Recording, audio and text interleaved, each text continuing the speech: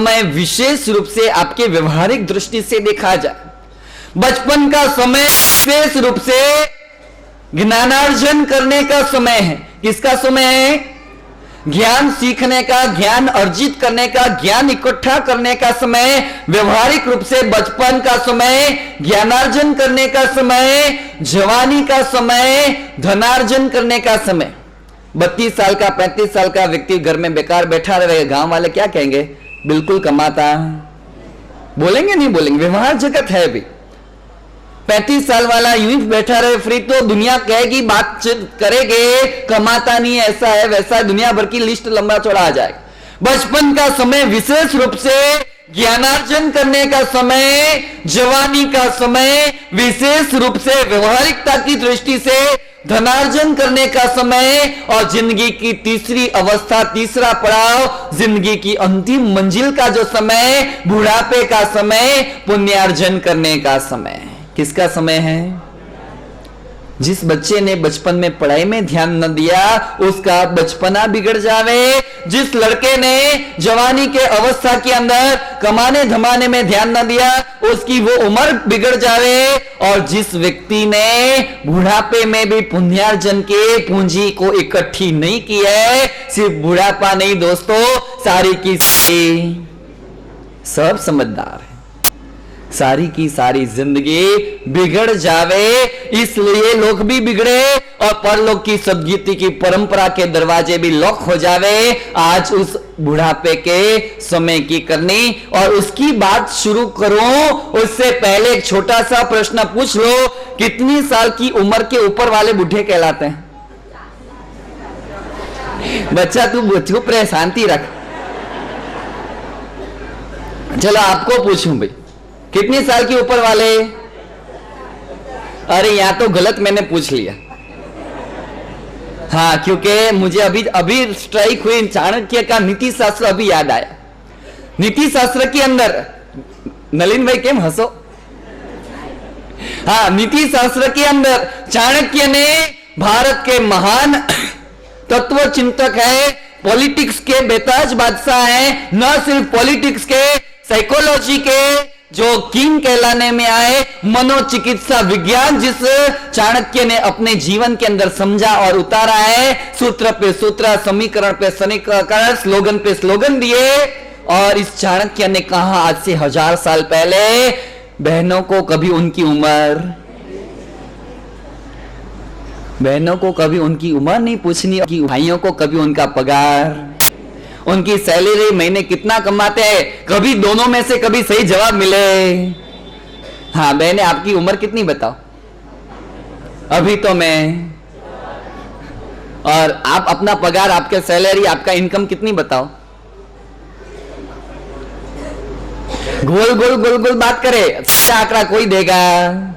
हाँ, वो जो इसका सरकारी ऑफिस में काम है और वो परमानेंट टैक्स निकल करके कटकुट होकर के हाथ में आता है, वो अलग बात है। लेकिन जो दुकान लेकर के, ऑफिस लेकर के बैठा है, कभी अब सच्चा आंकड़ा नहीं देगा, गोल गोल गोल गोल गोल गोल गोल गोल बात करेगा। गुजराती साहित्य के अंदर का मगने मग्न के कहीं लीलू लीलू, हाँ इसको कहते हैं गोल गोल बात। हाँ आना मेरे पास, में बहुत सारी बातें करूंगा। यहां अपनी बात तो चल रही है, बुढ़ापे का समय, ये पुण्यार्जन करने का समय। और मेरे महावीर ने कहा, ये युवा कौन और बूढ़ा कौन? आपकी दृष्टि से ऐसा होगा शायद, मेंटालिटी में भी है कि नहीं मुझे पता नहीं, लेकिन मैं भी अनुमान से कह सकते हैं कि भाई जो दुकान धंधे से रिटायर हो चुके हैं वो बुजुर्ग हैं, जो अब शरीर से थोड़े बहुत थक चुके हैं, लाचार हो चुके हैं, वो बुजुर्ग हैं। जिनकी एज 70, 72, 75, 76, 78, 80 उसके आसपास जो पहुंचे हैं वो बुजुर्ग हैं। आपको पूछूं मैं, मोरारजी भाई देसाई की उम्र कितनी थी पता? भारत के प्रधानमंत्री मोरारजी भाई देसाई, दिनेश भाई 80, और इतनी बड़ी उम्र के बाद भी Morarji Desai any time fit थे, क्योंकि जीवन के अंदर हर काम को अपने आप करते थे, स्वयं करते थे। महावीर ने कह दिया, युवा वो होता है उम्र के साथ संबंध नहीं, जिसका संबंध जोश के साथ होता है। युवा वो होता है जिसके अंदर नया कुछ कर दिखाने का हौसला होता है। युवा वो होता है जिसके अंदर सुनहरे भविष्य के सपने होते हैं। युवा वो होता है जिसके अंदर रचनात्मक काम करने का उत्साह, उमंग और आनंद होता है। यदि आपको कह दो 25 साल का लड़का जिंदगी से थक चुका, हार चुका, कॉलेज के अंदर फेल हुआ, बिजनेस स्टार्ट किया, उसमें ठोकर लगे, घर वालों के सामने फेल हो चुका और बेचारा माथे पर हाथ दे करके कह रहा, मैं तो कुछ काम का नहीं, मेरे किस्मत में तो ऐसा लिखा है, मैं तो कुछ कर नहीं पाता हूं, मैं जहां जाता हूं ऐसा हो जाता और मन से थक चुका, हार चुका, टूट चुका है, तो महावीर ने कहा वो 25 साल का बुढ़ा है। 25 साल के बुढ़े भी होते हैं और 80 साल के जवान भी होते हैं। मोरारजी देसाई ये 80 साल के, 85 साल के जवान थे। आप कौन हो? I don't know. अपने आप चेक कर लेना, मैंने तो थर्मोमीटर बता दिया। यहां 80 साल की उम्र के बाद भी जिसके जीवन के अंदर कुछ न कुछ आगे बढ़ने के, सीखने की, सिखाने के को काम आने के शक्ति है, क्षमता है, हौसला है, उत्साह है, उमंग है, आनंद है, तो वो युवा है।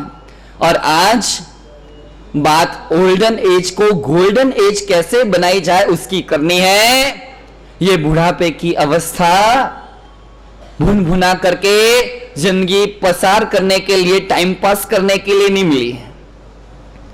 बुढ़ापे का समय ये टाइम पास करने के लिए नहीं, बुढ़ापे का समय टाइम वेस्ट करने के लिए नहीं, मिला हुआ ये रिटायरमेंट का समय, मिला हुआ ये निवृत्ति का समय अधिक से अधिक टाइम का इन्वेस्टमेंट करने के लिए है, धर्म की प्रवृत्ति करने के लिए। कान खोल करके सुन लेना, बुढ़ापे का समय भुन भुना करके जिंदगी गुजारने के लिए नहीं, गुनगुनाते हुए जीवन का आनंद उठाने के लिए।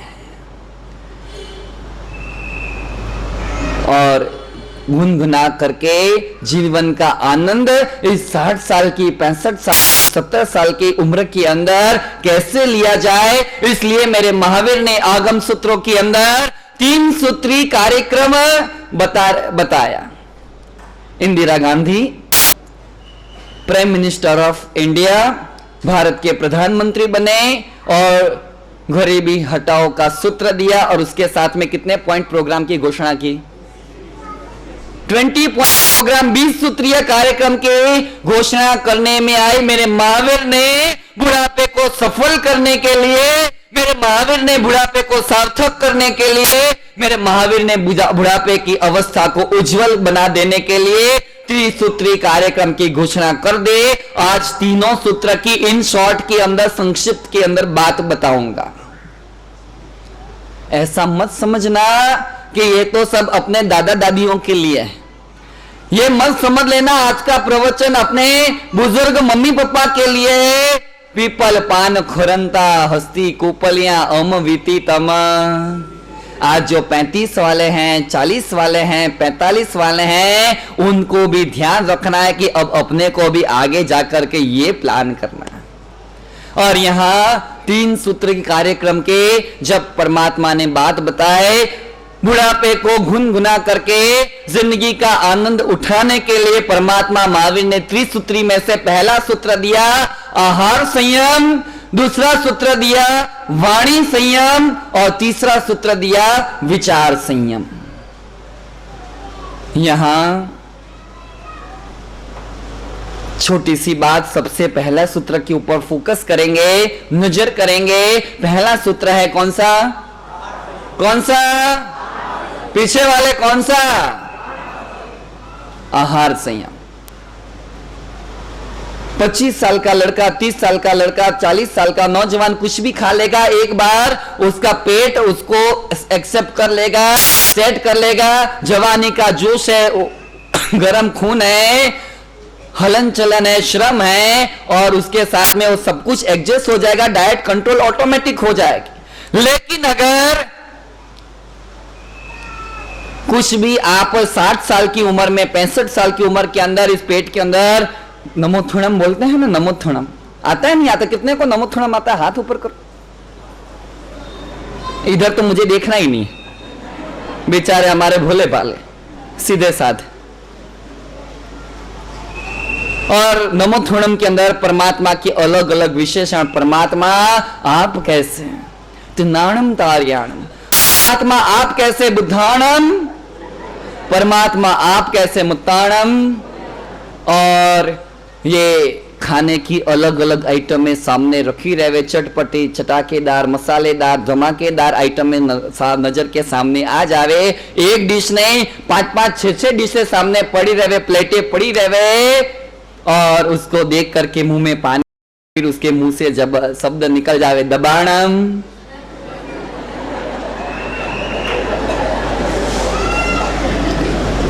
आपको कह देता हूं, बच्चा पैदा होता है ना, अनाज नहीं खाता है, लिक्विड से शुरुआत होती है। 6 महीना, 8 महीना, साल, सवा साल, धीरे धीरे लिक्विड के अलग अलग क्वालिटी कैटेगरी आते आते आते फिर धीरे धीरे हल्के खुराक से शुरुआत होती है। कारण एक ही है, उसके समय उसके पेट की होजरी क्या है? क्या है होजरी उसकी? कमजोर है। उसके पेट की होजरी अभी परिपक्व नहीं हुई, विकसित न हुई, इसलिए बचपन के अंदर बच्चों को लिक्विड पर ज्यादा रखने में आता है। मेरे महावीर ने यही बात 55 के साल के बाद के लिए भी बताई, बचपन के लिए भी यही बताया लिक्विड ज्यादा, और 55 के बाद वाले के लिए भी बताया। अब सुरेश भाई पानी पूरी, हाँ अब रगड़ा पेटे, सब भेलपुरी, धीरे धीरे धीरे धीरे। अब यहां खाली सुरेश भाई को नहीं कह रहा, सुरेश भाई तो अब एक एग्जाम्पल है, सभी को कह रहा हूं, खास करके खुशी वाले को तो खास, कारण के नीचे तो सब यंगस्टर बैठे हैं। यहां ये आहार संयम पहले नंबर की आवश्यकता। एक बार जो गोलियां पे गोलियां खाते जाओ, डॉक्टर ने कह दिया ब्लड प्रेशर की ये गोली आपको ये गोली नहीं पड़ेगी, डायबिटीज के इतने इतने आपको रोज करना पड़ेगा, हार्ट का प्रॉब्लम है सुबह और शाम 2 टाइम तो करनी पड़ेगी। फिर आप आ करके रोने लगो कि महाराज जी तपस्या होती नहीं है, आमिल होगा नहीं, गोली का तकलीफ है, ये है वो है। अरे भाई पहले से खाने में ध्यान रखो ना। 55 के बाद भी 60 और 65 और 70 के हो गए, अब तक जबान के जो चटाके जो नहीं छूटते हैं, तो आपके पैसे डॉक्टरों के पास ज्यादा जाएंगे, और आप पैसे तो भले जावे, आप तो सब नोट वाले हो भी, हाँ यानी उसकी आपको चिंता नहीं है, लेकिन पीड़ा किसको भुगतनी?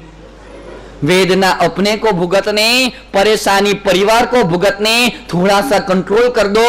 55 के बाद जैसे एंट्री हो जावे ना, तो इसके बाद आहार का विज्ञान, आहार का साइंस पूरा चेंज कर दो। रात को खाना नहीं, और दिन के अंदर भी अभक्ष्य खाना नहीं। पहला पॉइंट, मैं रात्रि भोजन त्याग की बात आज आपके पास इसलिए कर रहा हूं, मेरे महावीर ने तो कहा है चतारी नरक द्वाराणि प्रथमम द्वारम रात्रि भोजनम, नरक में जाने के 4 रास्ते में से पहला दरवाजा रात्रि भोजन।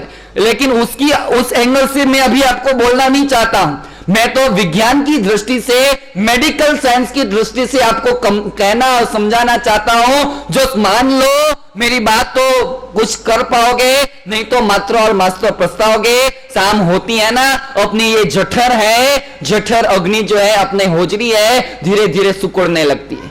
सूर्य अस्त जैसी हो जावे, होजरी सिकुड़ जाती है। उसके बाद आपने 8 बजे खाया, 8:30 बजे खाया, 9 बजे खाया, रात को 10 बजे खाया, और बंद आपकी हो गई होजरी। पेट के अंदर वो आंतों वो स्थान में जाता नहीं, सब माल कहां पड़ा रहता है?